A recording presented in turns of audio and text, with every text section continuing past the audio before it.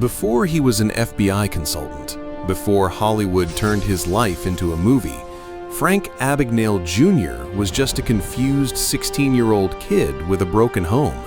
1960s America.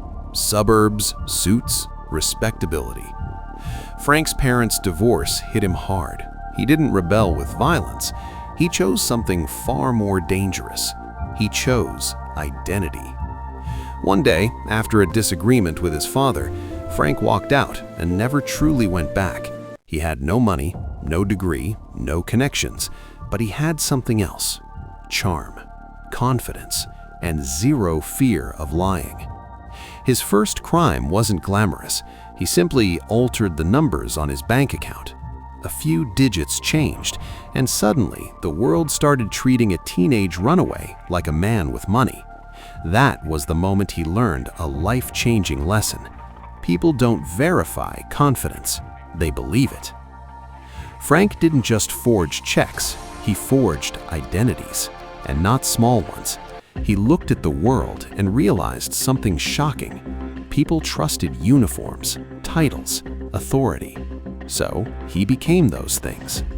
The pilot.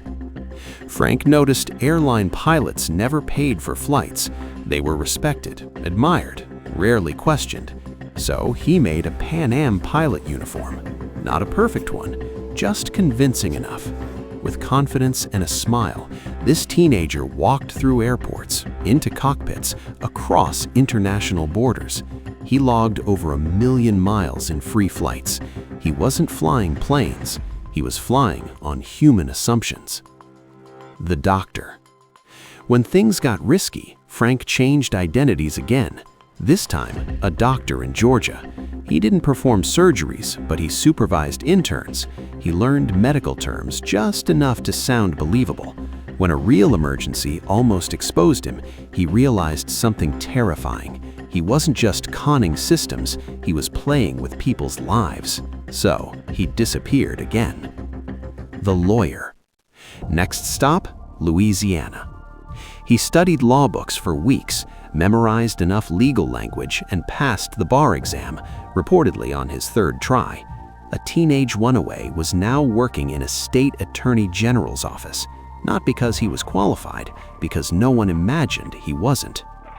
While switching identities, Frank perfected another skill: check fraud. This was before digital banking. Banks relied on paper, signatures, appearances. Frank printed fake checks, posed as executives, and cashed money across the country. He wasn't stealing with guns, he was stealing with believability. By his early 20s, he had passed fraudulent checks worth millions, and he did it all using one weapon: social engineering, decades before the term existed. But every con artist hits a limit. Frank became internationally wanted. His face circulated with police agencies across countries. He was arrested in France, then Sweden, then sent back to the United States. He was only 21 years old. A kid who had pretended to be a pilot, a doctor, and a lawyer was now just inmate number in a prison cell. Most con stories end with prison. This one changes direction.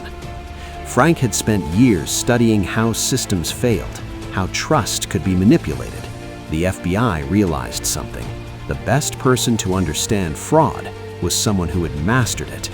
Frank Abagnale Jr. eventually began working with federal authorities, teaching banks and law enforcement how scams work, how people get fooled, and how to stop it.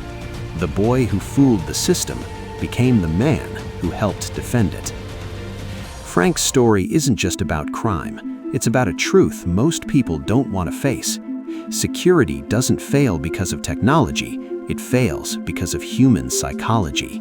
Uniforms, titles, authority. We trust symbols more than facts. And sometimes, the most dangerous weapon in the world is simply a confident lie delivered with a smile.